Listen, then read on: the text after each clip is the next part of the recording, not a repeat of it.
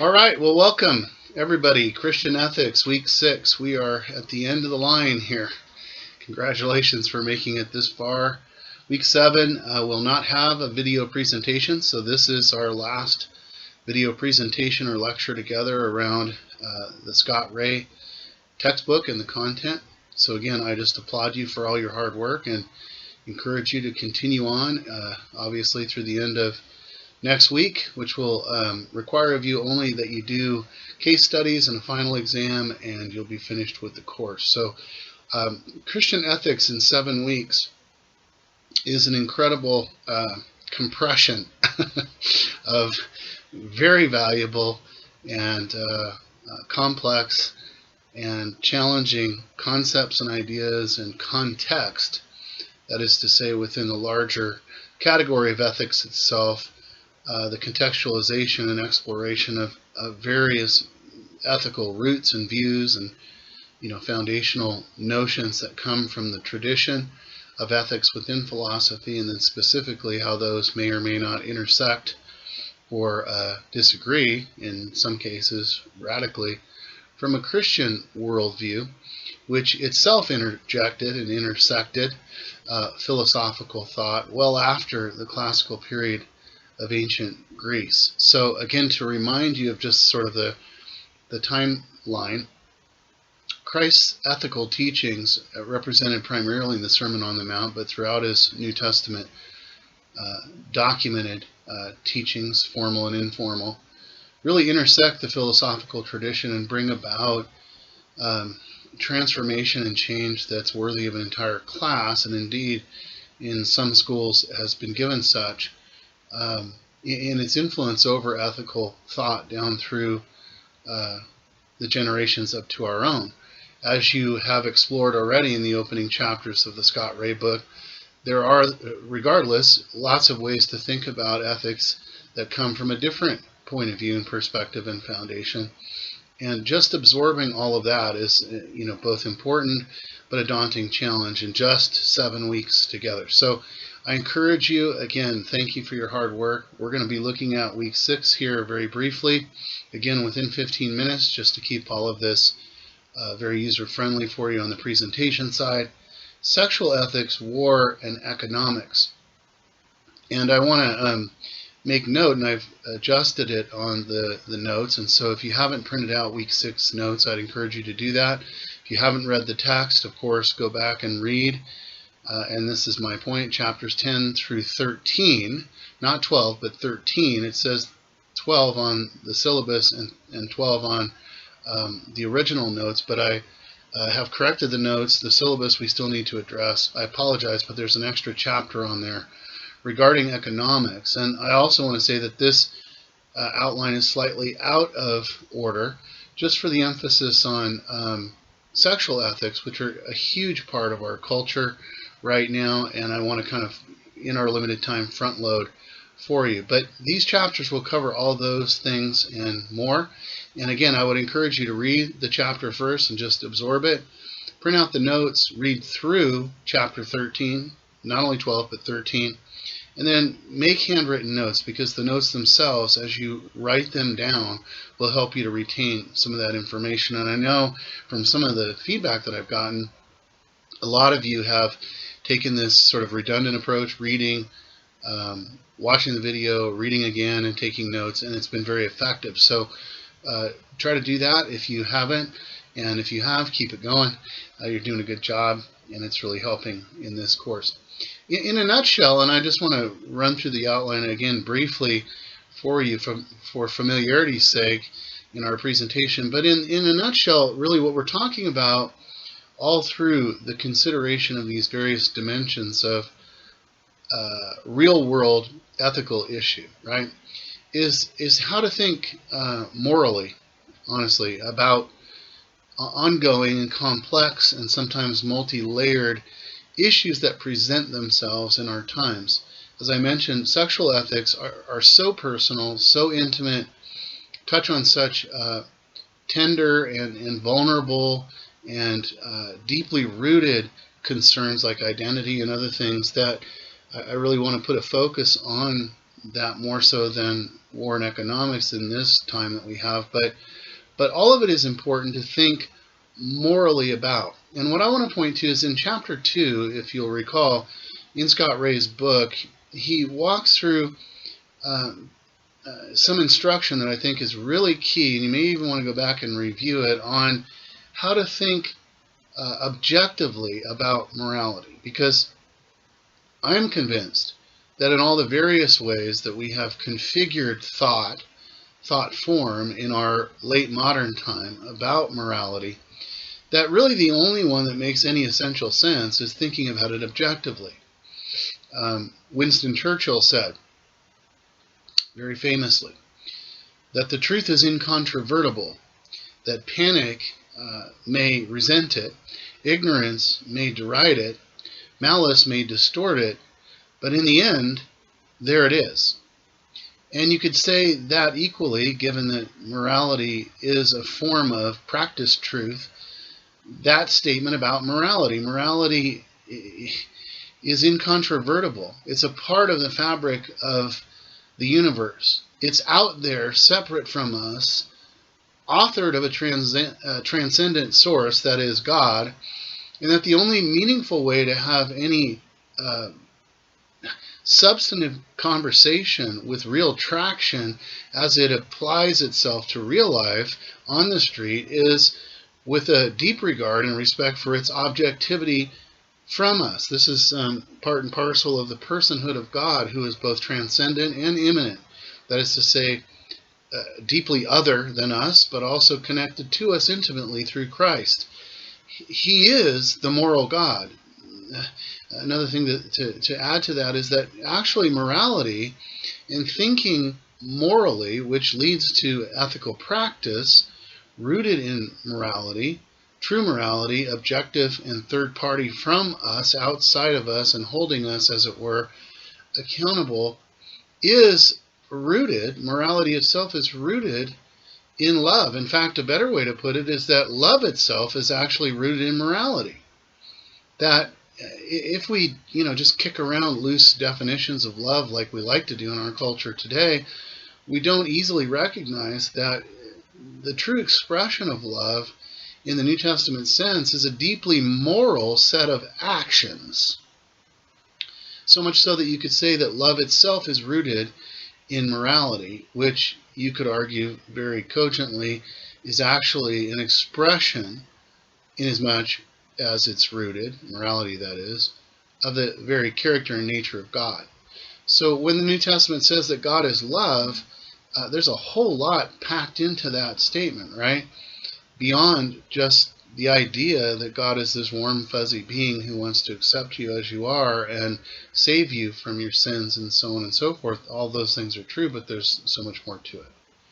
So I just want to encourage you, as we kind of wrap up our conversation about real-world issues, to remember to deeply consider how you think about and conceive of morality itself, and to really and seriously consider its objective nature in the fabric of the universe, emanating as it does from the person of God. That morality itself gives birth to many things, love included, and the law, which the Old and New Testament deal with in some very interesting ways. The three threads of the law being moral, civil, and ceremonial. And as the law itself is an expression of God's love, it's another way to think about the Ten Commandments, is that it is really an expression of God's best intention and vision in a loving way for our lives as human beings created in His image, right? That we see the moral and civil and ceremonial law established in the Old Testament, and then the civil and ceremonial portions of that fulfilled in Christ, and the core of the whole of the law being moral and third-party objective transcendent of us, extended through and telescoped through the New Testament in a way that is actually even expanded to focus upon our core and intimate motivations of heart, Sermon on the Mount being the preeminent teaching of Christ on ethics and morals. So, in all that falls things like sex and war and how we handle our money and economics and business and so on, and that's the context for all that. But again, underlying it all is this objective nature of moral choices, of the ethic itself, that it is outside of us. It is, emanating from the person of God, and we are, as His creatures, called to address and account for it and fulfill it.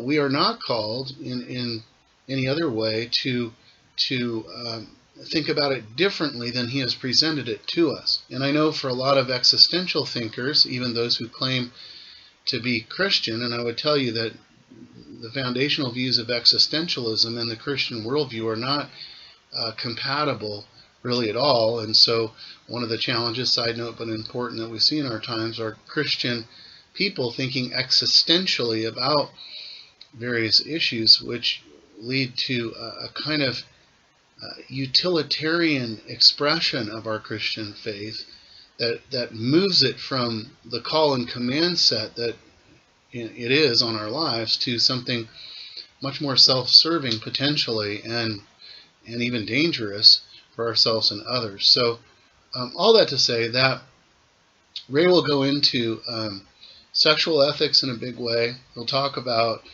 the Old Testament and New Testament teaching. The gist of it is, and it makes no one happy, really, even those who are committed, like I am, to a long-term marriage and faithful expression of my own sexuality. The Bible lays it out very clearly that throughout Old and New Testament, there's one design for sex, and that is monogamous marriage. It really can't be argued any other way. Homosexuality comes in as something that is condemned clearly, that the biblical response to homosexuality needs to be one of recognizing the sin without blaming or judging the sinner. Same-sex marriage, birth control, masturbation, sex change, transgenderism, premarital sex and abstinence, all these things are a part of the Old and New Testament witness. But as I said a minute ago, the idea that there's only one place for sex and only one set of expressions within monogamous marriage pretty much runs, roughshod across every human being's sensibilities. If you're just honest about it, even the most conservative and committed among us go, wow, that's pretty demanding, that's pretty challenging. And it is.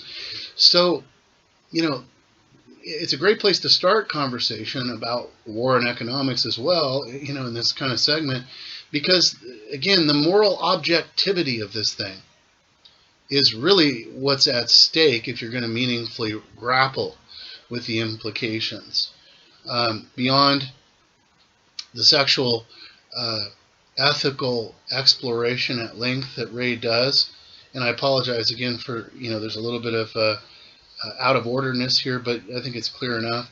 He'll get into the morality of war itself. There's two streams of thought, honestly, that you have to grapple with and try to figure out for yourself and your own conviction set in the New Testament about the just war, the classic just war, and the morality and justified aggression of a nation one against another, and then the idea of pacifism, which runs very deep and is embedded in a lot of traditions in our wider church menu or buffet, and you have to kind of grapple with that, and Ray does. He gives both positions and outlines the details of that. And then this section ends with ethics and economics, and really includes the environment, which is chapter 12. So I encourage you to read through all that. It's really one big package there.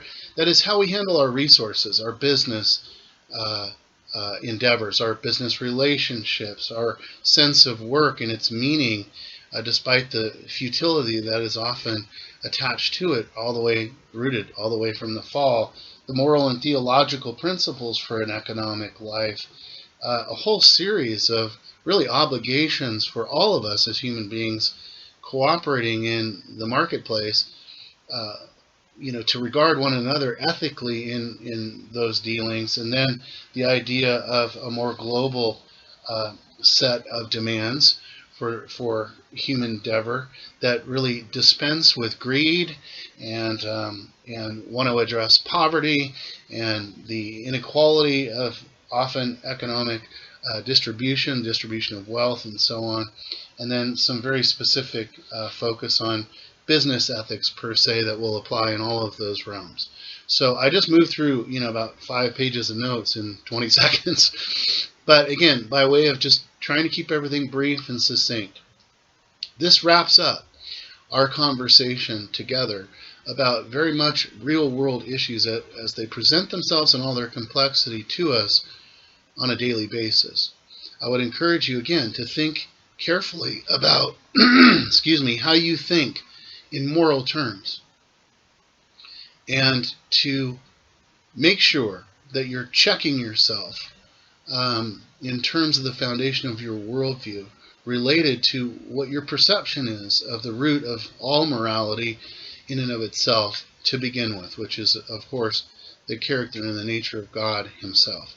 I think a review of that chapter at this point in the course could be very helpful for you as you apply forward what I hope you'll take away from this course, which is a deepened, more substantial formation of convictions related to how your worldview is shaping itself up within you, and how you think about morally and ethically your conduct and the conduct of others on the wider stage of life as life unfolds before you in the years ahead. So I thank you for your attention and hard work and time. Really grateful for your participation in the course. I look forward to seeing the last of your work here in the next week and a half to 2 weeks. God bless you. Be praying for you. Hope to have you in another class. But thank you for joining Christian Ethics this particular semester.